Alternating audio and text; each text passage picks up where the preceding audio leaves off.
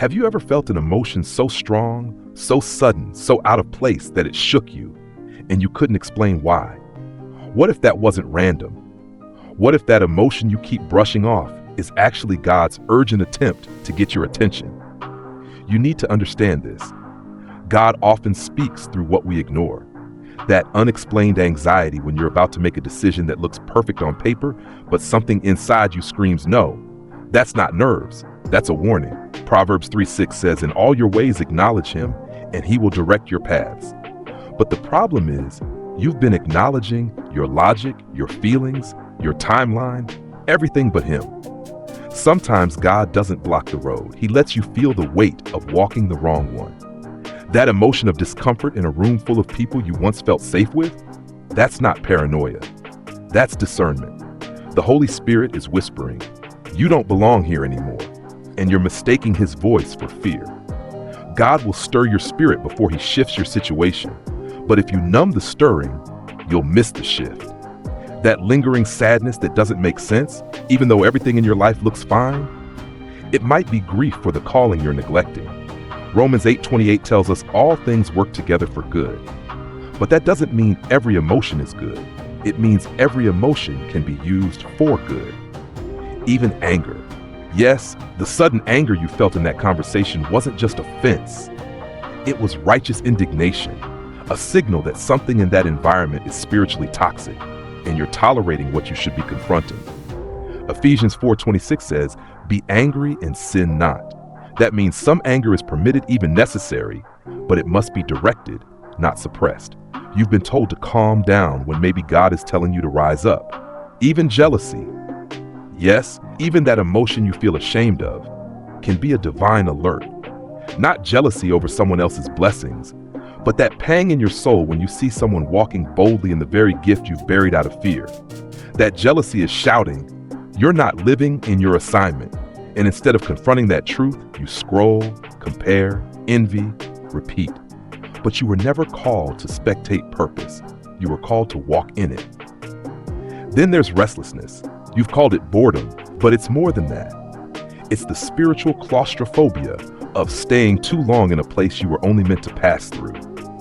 God is using your restlessness to break your attachment to what's comfortable so you can walk into what's eternal.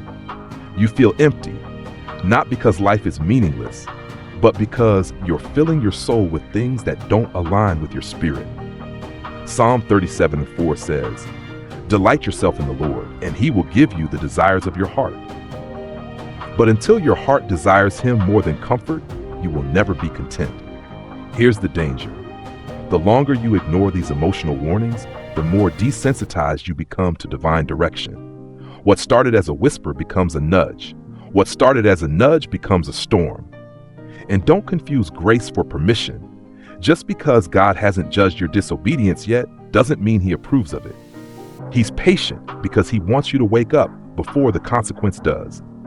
You keep asking God for signs, but you're sleeping through the ones he already sent. Through the tears that fall when no one else is watching, the sudden joy when you're around certain people, that's alignment. The deep unease when you're in certain environments, that's misalignment. And the holy discontent that refuses to let you settle for less than what he placed in you. If you only pray but never pause, how will you notice when his answer comes as a feeling, not a fact? Not everything from God comes wrapped in a sermon. Sometimes it comes wrapped in silence, discomfort, or holy frustration. Jonah ran not because he didn't hear God, but because he didn't like what obedience required. So God sent a storm, not out of anger, but out of mercy. The storm was the warning. Your emotion is the storm. Are you listening yet? God isn't interested in numbing you. He's trying to wake you. If your soul is uneasy, don't medicate it with distraction. Interrogate it with prayer. Ask, "Lord, what are you showing me through this?" You might be shocked at what he reveals.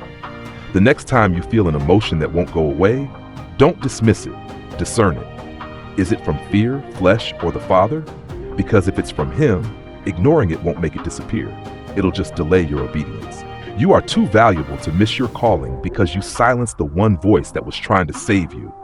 God is not a God of confusion, but if you're constantly confused, it's possible you're rejecting clarity because it comes in a form you didn't expect.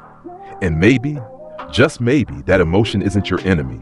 It's your exit, your deliverance, your divine warning. So what are you going to do with it? Keep scrolling or finally surrender?